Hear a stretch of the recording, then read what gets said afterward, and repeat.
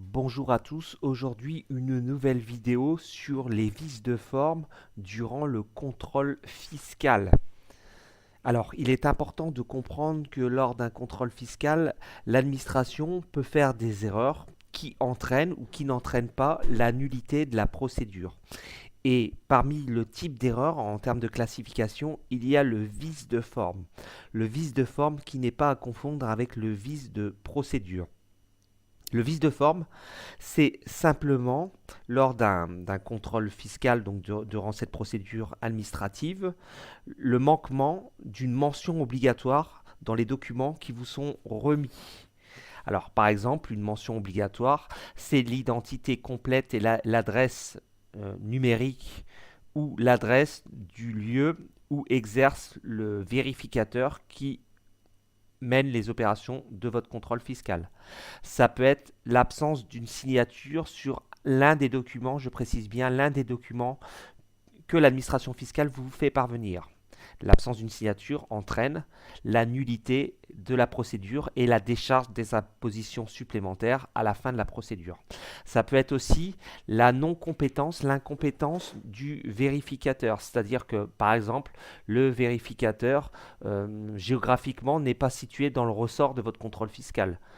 Un exemple, par exemple, vous êtes situé à Lille et le vérificateur est à Reims. C'est pas possible. Il n'y a pas de raison que ça se produise d'ailleurs. Ensuite, ça peut être aussi l'incompétence liée au fait que le vérificateur n'est pas du bon pôle. Par exemple, vous êtes un particulier, vous subissez un contrôle sur pièce ou un ESFP, et le vérificateur s'occupe du pôle entreprise. Le pôle particulier s'appelle le SIP, Service des impôts des particuliers, et le pôle entreprise, le SIE, Service des impôts des entreprises. Alors, ensuite, il peut y avoir une incompétence liée à une contre-signature. Pour certains actes de l'administration fiscale, notamment dans la motivation des sanctions fiscales entraînant des majorations. Exemple, vous avez des majorations de 40% pour non-déclaration de dividendes, on va dire, ou de plus-value boursière, eh bien, il faut qu'il y ait le supérieur hiérarchique du vérificateur qui contresigne cette sanction. C'est une obligation administrative. Si vous voulez, il y a tout un encadrement en termes de protection pour le contribuable afin d'éviter les abus. Après, il peut y avoir aussi une délégation de signature qui n'est pas obtenue, ou une délégation de pouvoir, c'est-à-dire qu'en fait, il faut bien vérifier que le contrôleur, l'inspecteur, le vérificateur qui mène les opérations de contrôle fiscal est bien habilité à faire certains actes.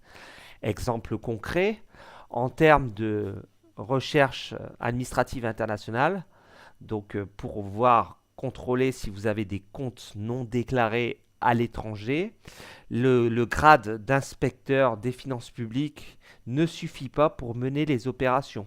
Pour pouvoir réaliser ces opérations de contrôle, il faut internationaux, il faut au minimum le grade d'inspecteur, d'administrateur adjoint ou alors d'administrateur des finances publiques, c'est-à-dire un grade beaucoup plus élevé. Un simple inspecteur ne peut pas le faire, mais s'il le fait, ça rend la procédure non valide. Ce qui est important à comprendre par rapport au vice de forme, c'est que c'est toujours à vous de soumettre ce vice de forme à l'administration fiscale. C'est pas l'administration fiscale qui va elle-même s'auto-censurer. Et c'est ça la difficulté dans la procédure administrative en termes de vice de forme et ou de vice de procédure, c'est qu'à chaque fois, c'est vous qui devez faire le job de trouver, de relever tout au long de la procédure le fameux vice de forme ou vice de procédure pour pouvoir par la suite l'opposer à l'administration fiscale. Alors, comment ça procède au niveau de l'opposition? C'est toujours le même système comme on l'a vu précédemment dans mes autres vidéos. C'est pour ça que les nouveaux sur cette chaîne, je vous incite à voir les anciennes vidéos. Il faudra formuler ces vices de forme et ou de procédure au niveau des écritures administratives contentieuses.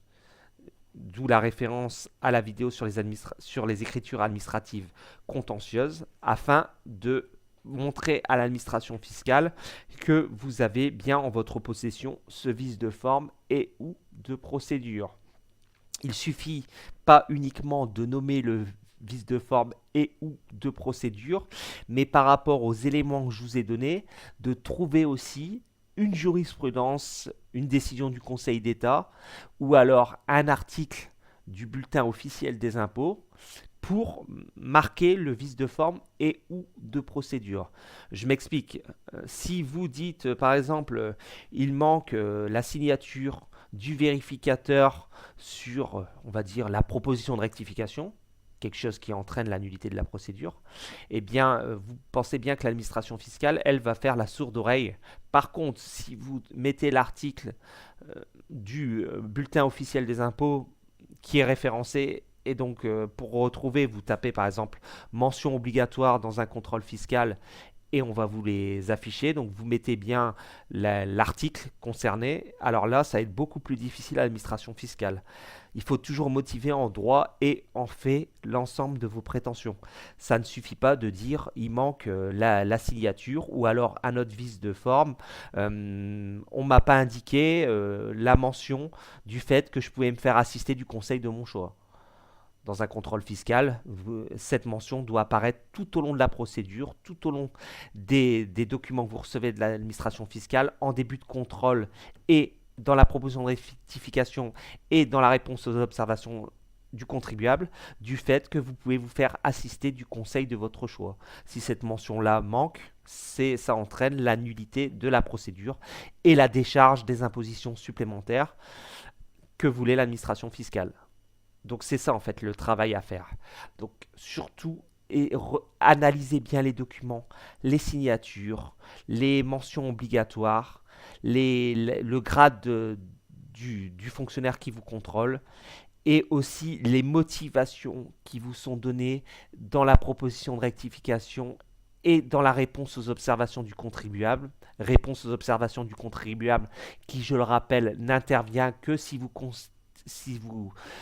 si vous contestez la proposition de rectification, sinon ça n'apparaît pas. Si vous l'acceptez automatiquement, il n'y a pas de réponse aux observations du contribuable.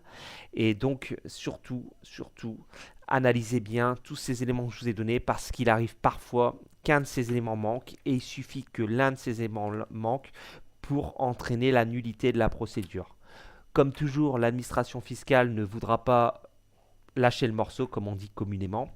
Et donc, il y a de grandes chances que malgré ce vice de forme, vous deviez aller devant le tribunal administratif pour faire un mémoire, mais ne soyez pas effrayés par cela, puisque si vous avez bien le vice de forme devant vous et constaté, le juge de l'impôt va entraîner la nullité de la procédure, il ira dans votre sens.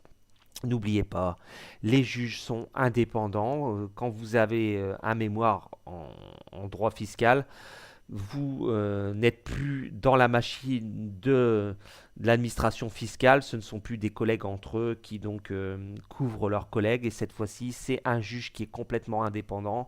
Et donc, on change de paradigme. Vous avez une personne qui est beaucoup plus objective. Voilà, c'est tout pour aujourd'hui. N'hésitez pas à vous abonner à cette chaîne, à demander les notifications sur YouTube.